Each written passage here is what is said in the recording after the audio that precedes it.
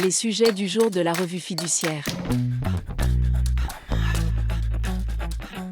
Premier sujet de notre JT. Statistiques sur la TVA 2023. Le pôle statistique de la Direction générale des finances publiques a récemment publié des données provisoires sur les recettes de TVA encaissées en 2023.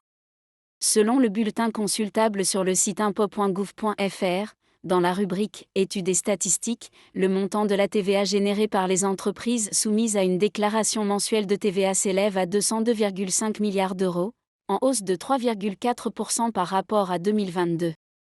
La TVA demeure le premier poste de recettes fiscales de l'État. Les remboursements de crédits de TVA ont, quant à eux, augmenté de 4,5% entre 2022 et 2023, passant de 60 milliards à 62 milliards d'euros.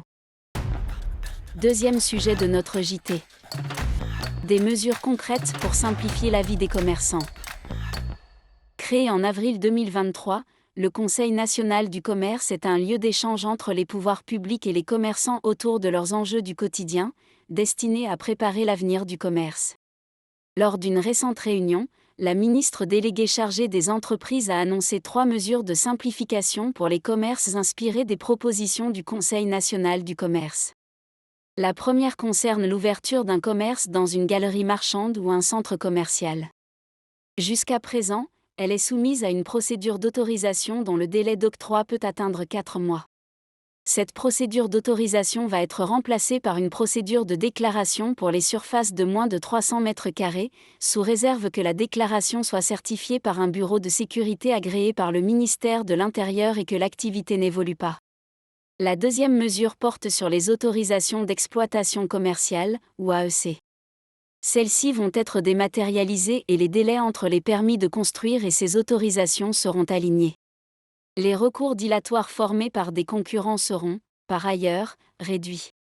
Ceux-ci devront justifier d'un intérêt affecté de manière significative, directe et certaine pour agir contre une autorisation d'exploitation commerciale. La troisième mesure tend à généraliser la mensualisation des loyers commerciaux.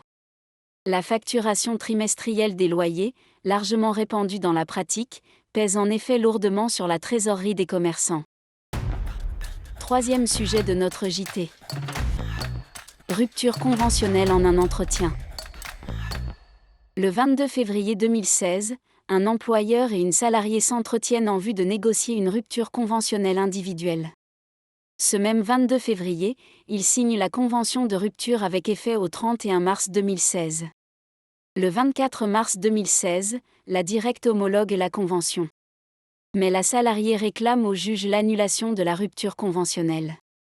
Elle argumente que la signature de la convention de rupture a eu lieu le même jour que l'entretien durant lequel elle a été négociée.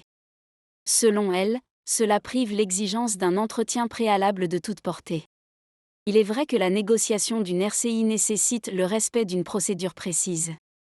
C'est seulement après avoir discuté du principe de cette rupture et de ses modalités, au cours d'un ou plusieurs entretiens, que la convention de rupture peut être signée. Pour autant, si l'entretien de négociation de la RCI s'impose, la Cour de cassation rappelle que l'entretien et la signature de la convention de rupture peuvent avoir lieu le même jour. Rappelons toutefois que l'accord à cette rupture conventionnelle doit être libre et mutuel. La précipitation ne serait donc pas la bienvenue.